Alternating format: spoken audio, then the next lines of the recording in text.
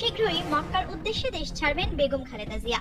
ওখানে ওমরা শেষ করে যাবেন লন্ডন, তারপর আমেরিকা। সেখান থেকে তারেক রহমানকে নিয়েই দেশে ফিরবেন বেগম জিয়া। এয়ারপোর্টেই তিনি তারেক রহমানকে দেশবাসীর কাছে তুলে দিবেন, এমনটাই জানা গেছে বিএনপির হাইকমান্ড সূত্র থেকে।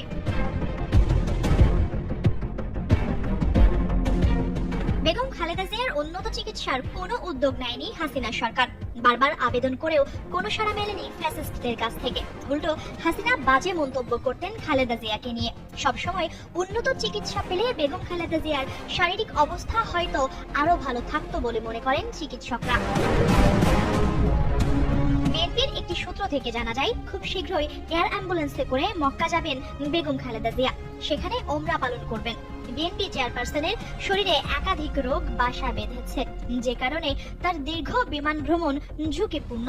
তারপরও ওমরা শেষে লন্ডনে চিকিৎসার জন্য যাওয়ার পরিকল্পনা রয়েছে। লন্ডনে প্রাথমিক চিকিৎসা শেষে তারেক রহমান, জোবাইদুর রহমান এবং জাইমা রহমানকে নিয়ে আমেরিকা যাওয়ার কথা রয়েছে, যদি তার শারীরিক সক্ষমতা ঠিক থাকে তবে। এই সফরে বাংলাদেশ থেকে 7-8 সদস্যের মেডিকেল টিম বেগম জিয়ার সফর সঙ্গী হওয়ার কথা। যুক্তরাজ্য এবং যুক্তরাষ্ট্রে শারীরিক পরীক্ষার পর বেগম জিয়া সবাইকে নিয়ে দেশে ফিরবেন এবং এয়ারপোর্টেই তারেক রহমানকে দেশবাসীর কাছে তুলে দেবেন, এমনটাই চিন্তা রয়েছে বিএনপির হাইকমান্ড থেকে।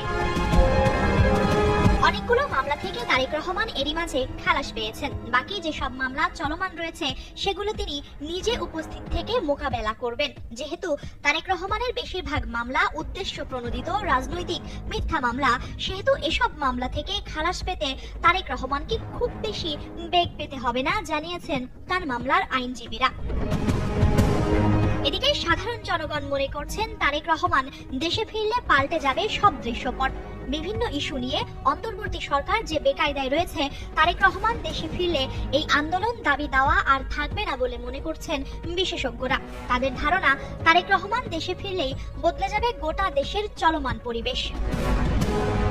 দেশের চলমান ইস্যু নিয়ে অন্তর্বর্তী সরকারের কাছে বিএনপির হাইকমান্ডের নেতারা বারবার আলোচনায় বসছে। রাজনৈতিক বিশ্লেষকরা মনে করেন, বিএনপির ভারপ্রাপ্ত চেয়ারম্যান তারেক রহমান মাতৃভূমিতে পা রাখলেই বদলে যাবে অনেক দৃশ্যপট। সশরীরে তার উপস্থিতি অনেক সিদ্ধান্তকেও বদলে দিতে পারে। সুতরাং বিএনপি এবং দেশের মানুষ এখন অপেক্ষায় রয়েছেন তারেক রহমানকে বরণ করে নিতে, এমনটাই বলছে সমাজ পাতা।